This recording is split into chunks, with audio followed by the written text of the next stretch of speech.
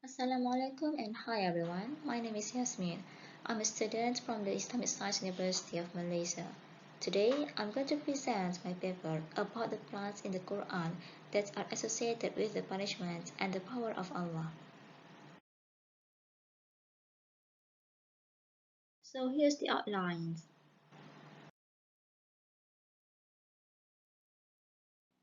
The Quran covers every inch of human needs in the aspects of this worldly life and the hereafter. Allah has remarkably used the elements of plants in His revelations, which describes the importance of the connection between humans and nature. According to Tajuddin, the existence of tropical forests and magnificent gardens signify the presence of the great power of Allah. He knows that plants are essentials for humans to have a stable life. Therefore, Allah applies the elements of plants in the Quran as a medium to encourage His servant to think about His creation and His power as a way to get closer to Him. The objectives of the study are to identify the plant terms in the Quran and analyze the themes related to the Quranic plant and to understand the interpretation of the plant terms in the Quran. This study approached the qualitative research design by applying the document analysis method. Al-Quran was taken as the primary source. The verses that mention the plant-related terms were collected and then two plant themes were created which are plant associated with the punishment of Allah and plant part associated with the power of Allah.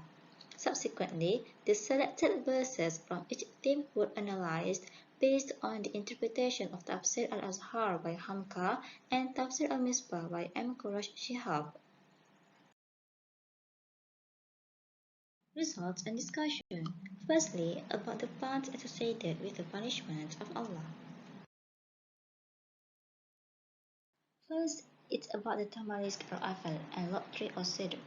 From the verse 16 of Surah Sabah, the people of Sabah were blessed with fertile fruit gardens. Allah ordered them to be grateful by worshipping Him, but they had gone astray from Allah. Consequently, Allah punished them by changing their fertile gardens into poor gardens that producing bitter fruits, tamarisk or apple, and lot tree or cedar.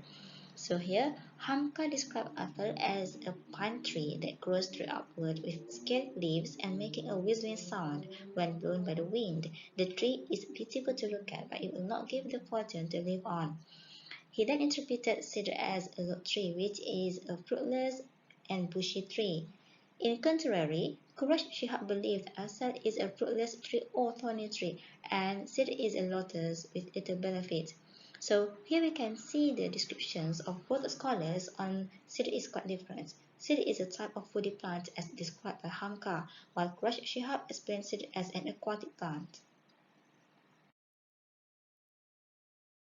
Secondly, it's Zakum, the plants of the hellfire. Hamka brings out the opinion about Zakum by a scholar named Kutrub.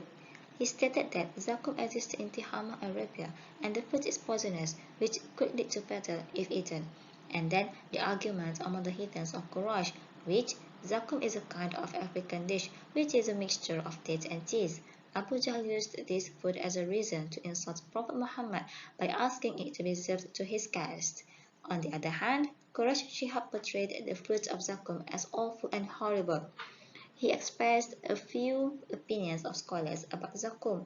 First, the word azakum probably came from the word azukama, which means leprosy disease. Second, azakum is derived from the word atazakum, which is an attempt to swallow something that is strongly disliked. Third, Zakum tree is a small tree with stinky leaves that could be found in several barren areas and deserts. Fourth, some narrations said Azakum means the date. And lastly, Zakum tree is similar to Ashadaratul Mal'una as mentioned in verse 60 of Surah Al-Isra, which is also illustrated in Surah Al-Dukhan as the dirty oil boiling in the stomach.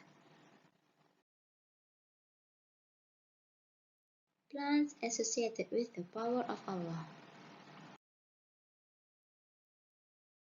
Next, it's about a leaf from the verse 59 of Surah Al-An'am.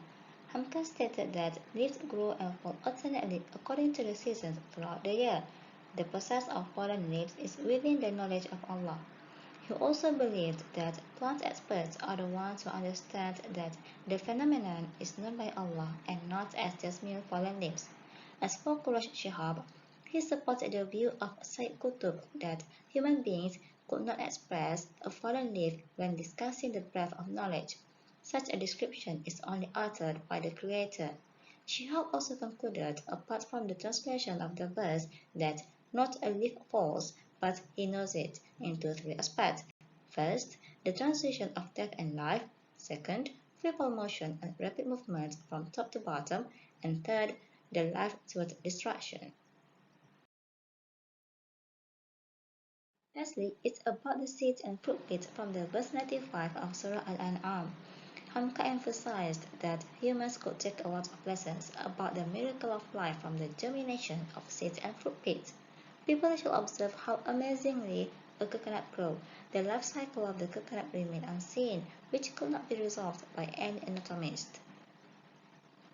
According to Quraysh Shihab, the process of splitting and sprouting seeds and fruit pits shows the power of Allah. Based on the book of Al-Muntakhab fi Tafsir Al-Quran Al-Karim, nutrients and substances needed for a seed to carry out its growth phases.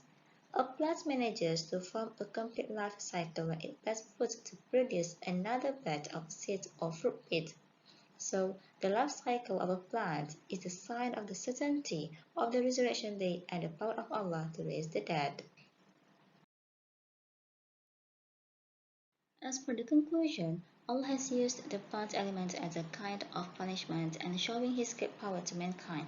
There are many spiritual values, life lessons, and knowledge behind the creation of plants.